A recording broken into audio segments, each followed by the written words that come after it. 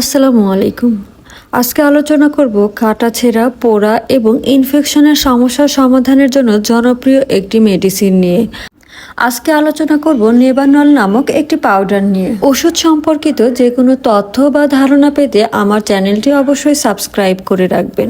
এটি ত্বকের ক্ষত স্থানে জীবাণুর আক্রমণ রোধ করে দ্রুত সমস্যার সমাধান করতে সাহায্য করে। নেবানল পাউডার যেসব জায়গায় ব্যবহার করবেন: কাটাছেঁড়া, ক্ষত, ইনফেকশন ইত্যাদি জায়গায় ব্যবহার করবেন। এছাড়াও অপারেশনের পরে ক্ষত স্থানের ব্যাকটেরিয়া রোধ করতে এবং দ্রুত ঘা শুকাতেও নেবানল পাউডার ব্যবহার করা হয়ে থাকে। ছোটখাটো ত্বকের ইনফেকশনেও এই নেবানল পাউডার ব্যবহার করা হয়ে থাকে। এছাড়াও ডাক্তারের পরামর্শ অনুযায়ী যৌনাঙ্গ বা পায়ুপথের চারপাশের ক্ষত সমস্যার সমাধানেও এই নেবানল পাউডার ব্যবহার করা হয়ে থাকে। ব্যবহারের নিয়ম: প্রথমে ক্ষতস্থান পরিষ্কার এবং শুকিয়ে নিন।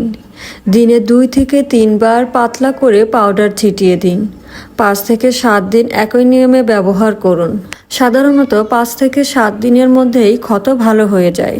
এখন আমরা জানব সতর্কতা এবং পার্শ্ব প্রতিক্রিয়া। যদি ত্বকের সমস্যা বাড়তে থাকে বা অ্যালার্জির সমস্যা দেখা দেয়, তবে ব্যবহার বন্ধ করে দ্রুত ডাক্তারের পরামর্শ নেবেন। নেবানল পাউডার শুধু ত্বকের ক্ষত স্থানের সমস্যার সমাধান করে না, ক্ষত স্থানের উপর একটি প্রতিরক্ষামূলক পাতলা আবরণ তৈরি করে, যা বাইরের ধুলাবালি বা ব্যাকটেরিয়া থেকে ক্ষত স্থানকে রক্ষা করে। আবার গ্রাম অঞ্চলে অনেকেই মশার কামড়ের পর চুলকানির সমস্যা সমাধানেও এটি ব্যবহার করে থাকেন।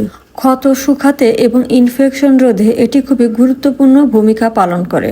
তবে মনে রাখবেন, এটি ক্ষত স্থানে পাউডারের মতো ব্যবহার করার জন্য প্রস্তুতকৃত, এটি খাবার জন্য প্রস্তুত করা হয়নি। অনেক সময় হালকা পোড়া স্থানের সমস্যা সমাধানের ক্ষেত্রেও এটি ব্যবহার করা হয়ে থাকে। এটি গভীর ক্ষত স্থানে ব্যবহার করবেন না। গভীর ক্ষত স্থানে ব্যবহারের জন্য এটি নিষিদ্ধ। এখন আমরা জানব এই মেডিসিনটির বাজার মূল্য। বর্তমানে এর বাজার মূল্য মাত্র 35 টাকা। যে কোনো ঔষধ বাচ্চাদের নাগালের বাহিরে রাখুন। সকল ধরনের ঔষধ সেবনের পূর্বে অবশ্যই ডাক্তারের পরামর্শ গ্রহণ করবেন। আমরা শুধু প্রাথমিক একটি ধারণা দিয়ে থাকি।